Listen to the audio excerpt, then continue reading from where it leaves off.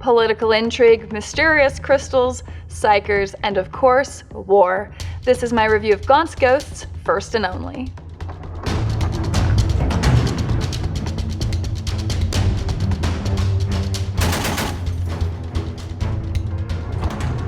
Hello, I'm Miranda. First and Only is a political intrigue action novel set in the Warhammer 40k universe. The story is set around the Sabbat worlds of the Segmentum Pacificus. War Master Slato has initiated a great Sabbat Worlds crusade to reclaim these worlds from chaos where they fell long ago. Now, War Master Slato himself was killed in action on the planet of Balhout during one of these crusade engagements. Slato is then replaced by War Master Makaroth to the dismay of some of his own political rivals. Additionally, a patrol ship somewhere out in space, an astropath, is able to intercept a highly classified Vermilion classification, which is the highest classification, message, and able to transmit that or forward it on to High Command before a Chaos ship comes and destroys them. And this is really where the plot and the story starts. We are now introduced to Commissar Ibram Gaunt. Now, he's around 40 by the time of the story, I think. The book does have several flashbacks to him as a younger man, including him being a commissar cadet under a Delane Oktar, who was his tutor and had taught him, all of the ways of war. Now, Oktar was unusual in that he actually valued his men and didn't just want to throw their lives away, which is a common behavior within the Imperium because there is so much war and there are so many bodies that, some generals just decide to, let the enemy choke on the bodies of their men to get ahead. But Oktar did care about his men, and Ibram Gaunt sort of instilled that within himself too. Now, that's not to say that Gaunt is soft. I mean, the role of a commissar is one of high responsibility. You gotta remember that we are in a universe where, chaos can come and infest a planet, and it can be so bad that the only resolution is to destroy the entire planet. So, the cost of failure is really high. So Gaunt and his men are sent into their first major engagement of the book, which is Fortis Binary. This is a forge world, which means that it's a highly industrialized planet that serves primarily to generate equipment and technology for the Imperium. This also happens to be the main forge world of the Segmentum Pacificus, so it is a very highly valuable asset. Unfortunately, the Shriven, which are chaos cultists essentially, have been on the planet causing a ruckus. So Gaunt, his men, a bunch of other companies are all sent in this major engagement at Fortis Binary. And the book spends a lot of time here. Gaunt and his men are given the unenviable job of having to fend off and hold the line against the Shriven, which are, again, basically these fanatical cultists of chaos.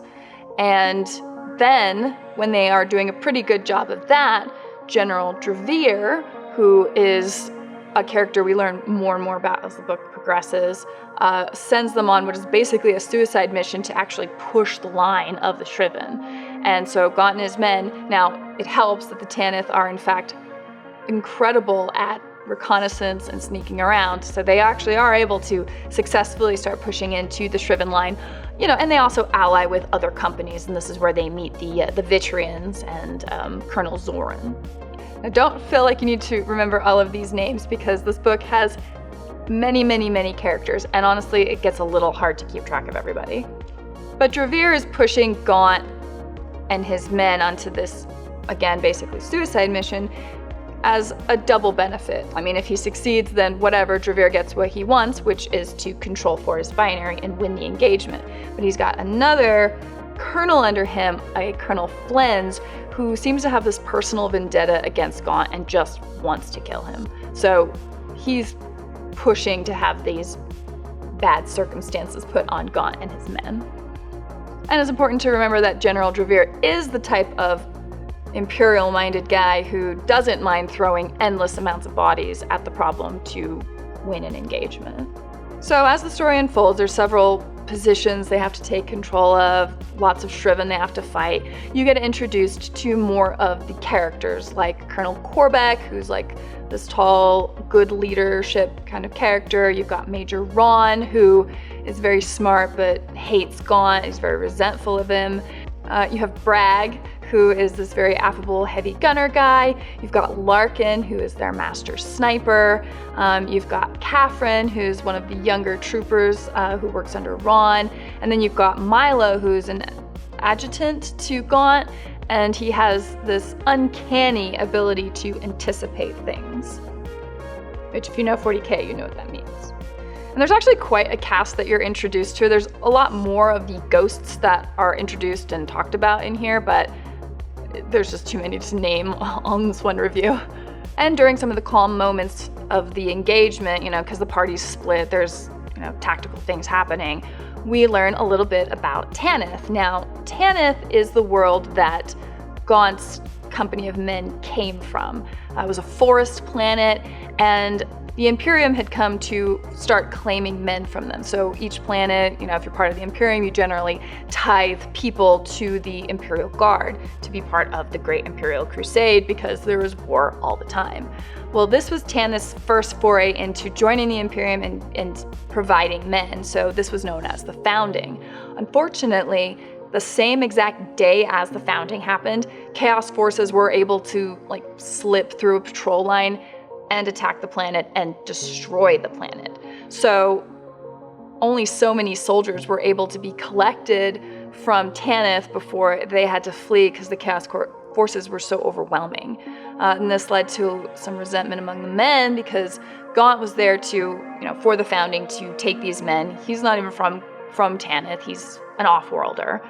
And he's the one who ordered those men to leave their homes and basically abandon the planet because there was nothing they were going to be able to do anyway. If they stayed, it would have been suicide, but they're still mad about it because that's their home and their families are gone. So everybody who came from Tanith is now, homeless and familyless. And this is why they consider themselves ghosts. It's also why it is the first company and the only company that will ever come from Tanith, because Tanith is no more. So anyway, back to the main story. Through a lot of fighting, sneaking, disabling traps, sneaking through tunnels, some really fun MacGyver stuff, Gaunt and his company find his way into the main target of Fortis Binary, where they have to face off against more Shriven and also actual Chaos Space Marines. There's also this series of these massive stones that nobody quite knows what to do with, but they're connected in between each other, and they appear to be a weapon, I would say. And Gaunt happens to know how to disable this, and that's because we go back to a flashback 18 years ago.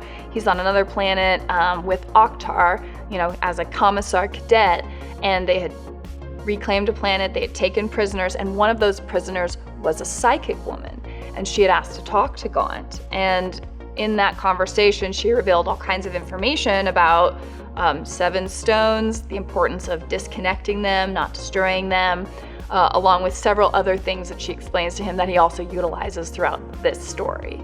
So Gaunt and his company do win the day. They disconnect the stones, then they blow up basically half the rest of the planet and leave, but it is still a victory.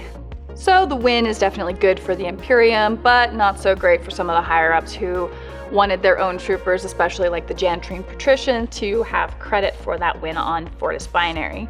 Now, Dravir doesn't care because, his win is a win. He could just go on to the next engagement. It's all good for him. Colonel Flens, however, is livid because he just super hates Gaunt. He cannot stand him and has a personal vendetta that he wants to met out. So cut to our heroes are now on shore leave on the planet of Pyrice, where, there's sort of this civilized area of the city, and then there's something known as the Cold Zone, where there is no law, no nothing, and so all the fun stuff happens over there. So some of his men haul off over there, it's unauthorized, but, what are you gonna do? In the meantime, Gaunt is sent a message from an old spy master that he has known on and off for a long time, codenamed Eagleshard, who has asked to meet him. He ends up meeting with an agent of Eagleshard who delivers this crystal into Gaunt's hands. Now this crystal is highly valuable. It's something that a lot of people want. Gaunt doesn't know what it is, but immediately as soon as the trade-off happens, he is under attack from assassins. He is able to get away with the help of his friend Commissar Blenner, who ends up sort of tagging along with this little adventure, and they get away. Now, Gaunt has the crystal, but he doesn't have a Vermilion level clearance to be able to read the message, so he just decides to hold on to it for now. But too many people clearly know about this crystal, this message that seems to have made it into Gaunt's hands, and there are multiple assassination attempts against him, which leads Gaunt to decide, okay, well, I need to find out what's on this message and figure out how to deal with it, because I can't just keep living my life like this, especially as I just hold on to this message that some people seem to really want. There's also some additional information following the baddies. So General Drevere, his whole goal is to become a war master and replace Makaroth. Colonel Flens, again, just has this vendetta out against Gaunt because, Gaunt killed his own general, and there's reasons for that, but he's still mad about it. And then you're introduced to Inquisitor Haldane. Now, Haldane is a very powerful psyker who is kind of Machiavellian and justifies his own means to get to the ends that he wants, and, very morally gray. Yeah, he works for the Imperium, but, he'll bend the rules if it serves him to help further his own cause. Inquisitor Haldane does have some idea of what the message on this crystal is, and he really wants that information because that, if it's what he thinks it is, then it's definitely something he wants. So he keeps orchestrating through Drevere and Flens to keep Gaunt in his sphere of influence and keep him within his control of the missions that those guys are sent on. Now, Gaunt is a smart fellow. He's able to work out that there is some skullduggery going on with the High Command. He's able to work out that, with the changeover to War Master Makaroth, that did upset the apple cart a bit, and he's concerned that all of this infighting between the inquisitorial higher-ups, the Imperium higher-ups, is going to be bad for the Crusades, because, that infighting means that there's not the right resources going to planets that need them. It means that, personal vendettas are happening. It could cause planets to fall. It could cause wars to be lost, lots of loss of life. So Commissar Gaunt does not want that to happen.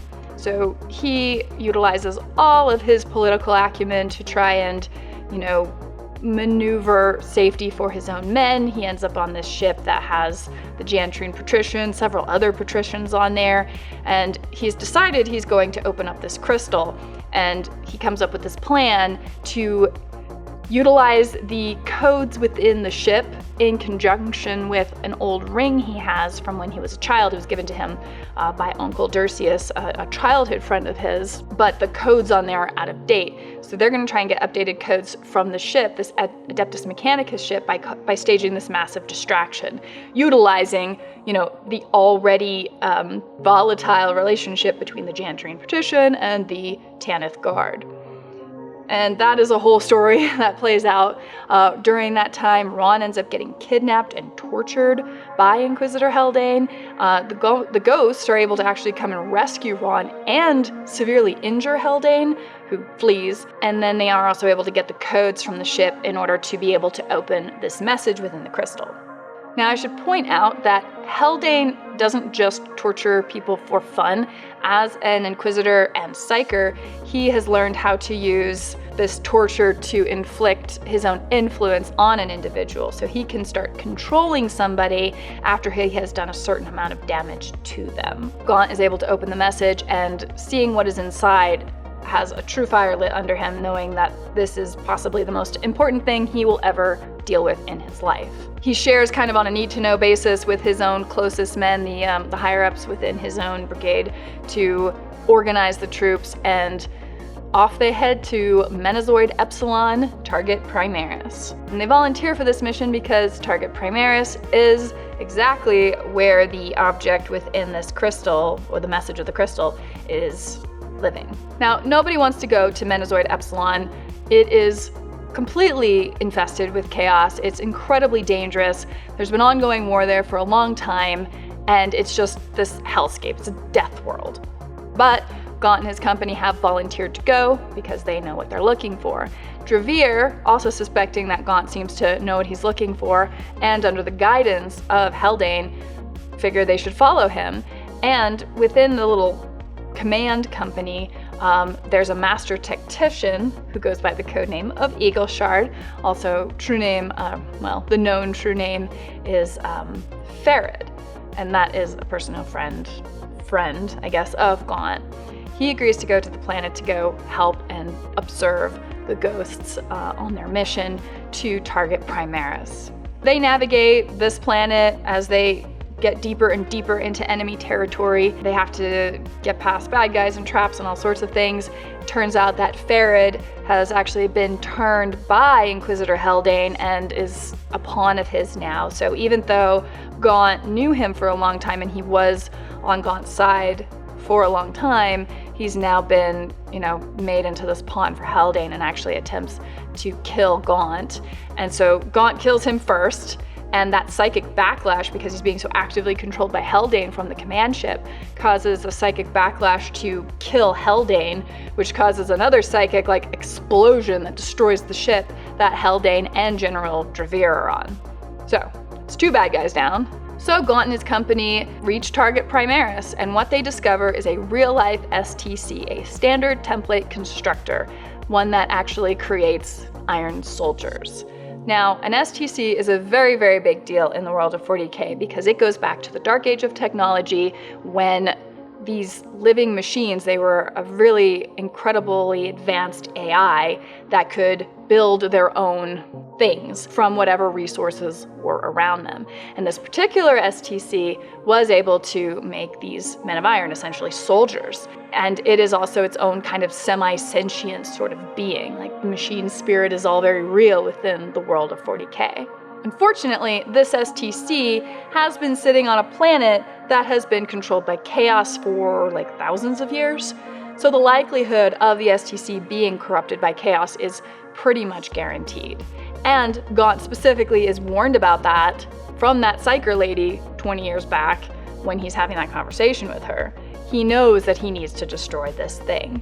And there is, for a moment, that temptation of, if I controlled this, I could be a War Master.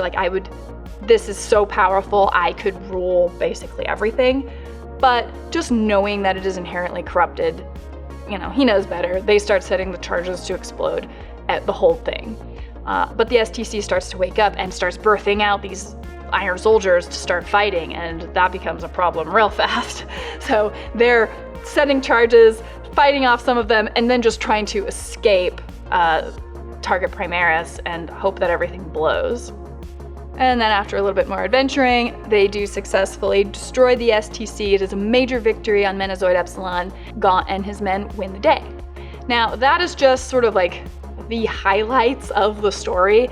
It does not cover nearly all of the details of what all happens. This book legitimately plays out like a full season of a television show. There's several side stories, like when Ron and Korbeck are on Pyrice and they venture off into the cold zone, and they have a whole adventure where they're stealing contraband from some gambling house.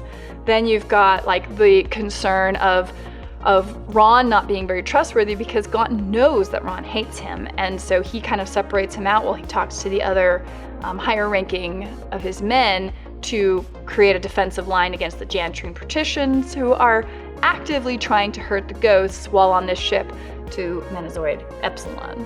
There's a whole backstory of Gaunt realizing how his father died and facing his uncle Durcius and how he got several of his scars. So tons of detail in the book. There's a lot more rendering of the individual characters. Honestly, I have to give a lot of credit for how much rendering there is of the individual characters, given how many there are. It is really hard to keep track of this many people. There's a lot in the company of Gaunt's ghosts. The bad guys aren't too hard to follow just because there's so few of them, but Gaunt makes a lot of friends. You're looking at the Vitrian commanders, you're looking at all the stuff happening within his own company. You get little tidbits of information of who Dordan is, the medic, who Milo is a little bit, a tiny bit on Ron, where he's fighting off, he knows that Haldane is in his mind a little bit, but he's able to fight him off because Haldane wasn't able to complete the work that he wanted to do because he really wanted to make Ron a pawn. And the backstory of all the conversations Ron has with the Psyker. So lots of details to be had in the book. It is a really delightful read. There's a lot in there for a 10-hour read, so it is one that you have to pay attention to. It is a fairly dense book as far as content. Very action-packed with the political intrigue. I think it's a super fun introduction into the world of 40K, because if you don't know anything about 40K, Gaunt's Ghost is just a good book generally. It's action, adventure, intrigue, all the things happening, and then you also get some sense of what this world and this universe is like. So I guess that explains why there's so many of this series. But yeah, so I'm really looking forward to hopefully remembering enough of these names to know who they are going into the next book, and hopefully reviewing that one for you all. I do have a question though. Have you all read Gaunt's Ghosts First and Only? And if so, do you have a favorite character? I think my favorite character, honestly, is Commissar Blenner, and only because when he's written into the book, I was just assuming that Blenner was going to betray him, and I was so delighted that he didn't. He was just a good friend. So as a side note, this video was originally a live stream reaction and review of Gaunt's Ghost, and the live video chat you're seeing here is from that original live stream. So there's a whole other video rather, explaining why that didn't happen, which is the only reason I'm not reacting to those comments, because in the future, the next one will be hopefully a proper live stream, and you can join me for that, ask questions, engage, and we can have a whole conversation about the next book. So if you do like this content, do make sure to like and subscribe, and hopefully we'll see you at the next one. Thanks for watching. See you later.